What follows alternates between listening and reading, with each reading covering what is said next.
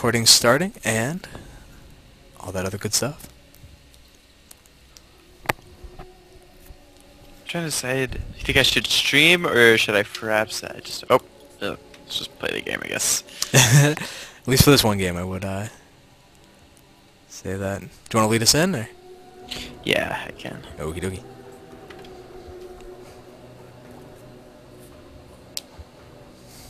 Alright, ladies and gentlemen, this is Pool alongside my good buddy Senex, and there is the Donbot lag that's becoming notorious for these games.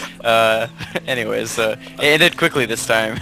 Yeah, unfortunately, right at the beginning of these games, Donbot has always been lagging, and as you can probably tell by the total lack of replay bar in the bottom right, and all of these little hilarious mistakes right in the beginning, this is a live game. We are playing this, or actually watching this game from the North American ladder, and I'm really looking forward to seeing what these two players have in store for us. I have no idea what this game is going to be like. It could be over in 2 minutes, could be over in 25. Yeah, we will warn you guys, they're not like master or diamond players, so you know, there will be mistakes made this game, but that's okay. We're just trying to enjoy it, and mainly just kind of analyze and develop strategies for the 6 mineral 1 high yield gas map layout. I do think too that watching nothing but the Masters and Grandmasters replays will give you a really skewed idea of what playing in, like for example, if StarCraft 2 was to move to this as just the standard number of minerals, it's really important to know how will gold level players, how will bronze level players end up dealing with this change, and so getting just more information and watching more games about what the different tiers of players are doing in order to try to achieve victory in these matches is going to be really good. Yeah. So as we can see here, our Terran player Donbot is going to go ahead and wall off his ramp as well as go for his gas. So he may or may not realize this though. The gas that he is going to be mining from is a high yield gas, so it's going to get him a little bit more gas than what he's used to. And yeah, it'll be interesting to see what he does with it. I really hope that he does one of two things. There's two approaches that I've noticed be very effective unless you're going for something super high tech, and that's to put only 2 guys in. We can see he's obviously not doing that. He goes straight up to 3. Or to pull 1 guy out as soon as you, or even 2 guys out, or all the guys out, once you have the amount of money that you want. So if he's going, for example, for Reactor Hellions and Yaki, okay, good. Yaki recovers. Hooray! But if he's going, for example, for Reactor Hellions, he only needs 150 gas, and if he leaves 3 guys in the gas after that, he'll just be drowning in it. He won't have any idea what to do with this incredible surge of gas money. Yeah, absolutely. And then the TvZ that I just got done playing, even, I think I only had 1 mining gas at first, and then I pumped 1 in there just to finish off my Tech Lab and Reapers.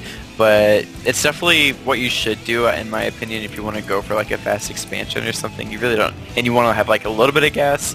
You know, you don't want to have like 3 mining gas while you're trying to build another CC that, you know, as you can see, we have a factory, but like he's already got 100 more gas, so he's just got so much gas, he's just drowning in it, you know. I do think that moving these Marines out on the map is a little risky, because if there was some kind of Zergling poke going on, they would be in a whole lot of trouble. They'd be very quickly surrounded and eaten. It's one of my least favorite things to be. Sharks. Sharks, man. Freaking sharks. But we do see a Reactored Hellion build coming from our Terran player. And looks like there's a little bit of lag going on. Are you noticing anything? It could be input. Full clip? It could just be full clip and Yaki.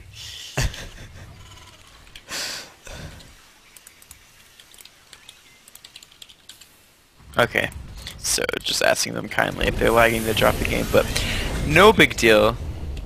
Yeah, at least not yet. I haven't really been seeing too much aside from the occasional screen popping up. You will be wanting to move that factory over sooner rather than later in order to start taking advantage of the techie's bot himself. And actually, we'll see now that okay, he's going up to the starport, and yeah.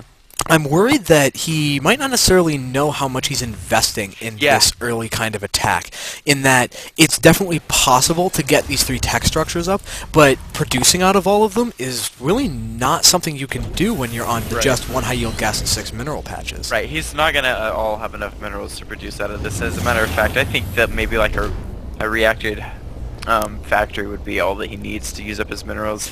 But as we can see here, he's got a lot stockpiled. It looks like he'll be getting Blue Flame. I think has got to be has to be the tech of choice, right? I can't think of a reason for him to put the...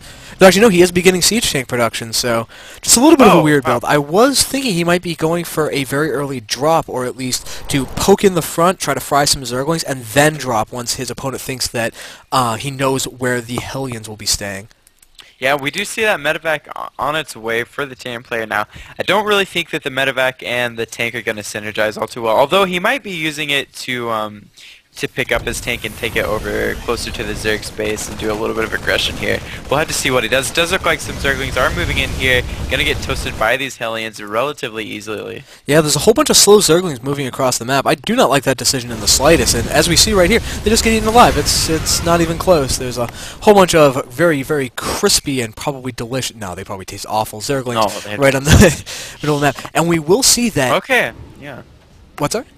Oh, no, just go ahead. Sorry. Alright, on this map there's a lot of sight blockers. I really like pretty much every facet of this map except for that one part. I think the expansions are very well set up. I think that the attack paths are very good. But those Zerglings had to attack blind through this enormous wall of sight blockers. And on the flip side, if he'd had a lot more Zerglings, enough to actually overrun his opponent, the Donbot would have had no idea that he was under attack until he was getting completely just... inundated with so many Zerglings he wouldn't know what to do with them.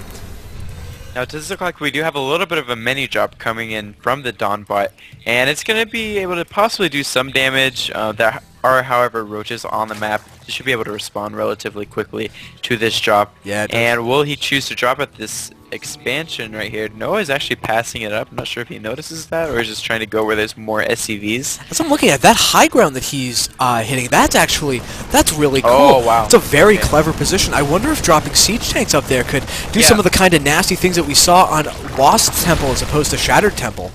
Yeah, there we go. And those roaches are going to be a little bit vulnerable to those Marines while there is no vision for our Zerg player. And with some good micro, he'll be able to exactly like he did, pick up those Hellions as soon as they're in any kind of threat and keep forcing the workers off the line. So even if he doesn't get any kills, he's dealing economic damage. Yeah, most definitely. And it does look like Pudget does have vision of the high ground and is going to be able to possibly clean this up. The medevac is getting attacked by the Queens and that manages not to go down. Yeah, he is going to need to do something about that Overlord if he wants to keep this aggression going. But if we look on the production tab, we do see a Banshee on the way. So he ended up building a tech lab and is now rallying that Banshee. Where's he going? Alright, just towards the middle of his base. Yeah, he is going to be doing some more aggression. I think that's really great. I love seeing Terrence do high aggressive builds. He's going to have to be really careful with that medevac, though. He's been, Pug has been very diligent with that Queen about not attacking units and instead trying to kill that medevac, and it only needs 2 more hits and it will go down. Yeah, it does look like he will manage to escape, and there are no Mutalisks as well as, of course, no Spire even up at this point in time, so it will get away for now. Now, the Banshee is finished, and right now Donbot's not actually doing anything with it. Yeah, it's just kind of hanging out with his army, and I don't know how I feel about that. I've never really been too pleased with the Banshee just being incorporated into the army. It's sometimes worth it when you have very heavy mech play, but when you're going for a more bio-focused play, though, actually, we do see the 2 additional barracks going up for the Donbot. Yeah, as well as that 3rd CC now morphing into an orbital command, and Donbot dropping some tanks up on his little high ground. That's very cute. Yeah, it's a really good idea there, of course. I don't really think he has anything to worry about for now as far as attacks go. Pudge is just continuing to macro up. That would be one thing to keep in mind, though, because look at the attack just fortification that he's setting up. Yeah. Any attack through that one small choke would be horribly, horribly crushed. Oh, yes. And this is actually very Brood War-esque for those of you that played Brood War. Terran was known for turtling, especially against Zerg, and just chilling out with tanks in their base. Looks like, is that a lag? No, there's no lag. I got a small lag spike. But. Okay. Yeah, so there was a little bit, but not too bad. It looks like we've recovered. And yeah, but Terran would turtle up and basically wait till they got some heavier tier 2, tier 3 units, and then move out eventually. Yeah, there was a very unfortunate supply block for our Zerg player. He was stuck at 86 6 or something along those lines supply for a very long time, but he now does have 8 Mutalisks on the way once the 5 Overlords that he built popped. And the Donbot has also taken his 3rd base in the 12 o'clock position, but I'd really like to see that as a planetary. Getting more mules is always good, but having additional bases that you don't have to worry about getting counterattacked or just generally harassed by your opponent is more valuable than getting that little bit of extra income from the mules. Yeah, most definitely. Now it does look like another Evo chamber is going to be completing for Pudget, so getting those upgrades, like any smart Zerg player should do, as well as 3 more Mutalisks being produced right now. So that's going to be quite a few mutas, and Donbot does have some pretty good turret spread though in his main base, so he will be pretty safe against these mutas if they do choose to harass him. I do think that Pudget is moving into a very good position in this game because he has a lot of larvae that actually, what's he doing with it though on the production tab? He's making drones. That's exactly the right decision. He has a base in the bottom left, which really hasn't been able to do that much for him just yet, and a base moving towards the center about 4 o'clock position that he also has. And if he's able to fully saturate those 5th and 6th bases, particularly taking those all-important rich Vespine geysers, he'll be able to start just mass Mutalisk, mass Baneling, and as we see now on the production tab, Infestor play.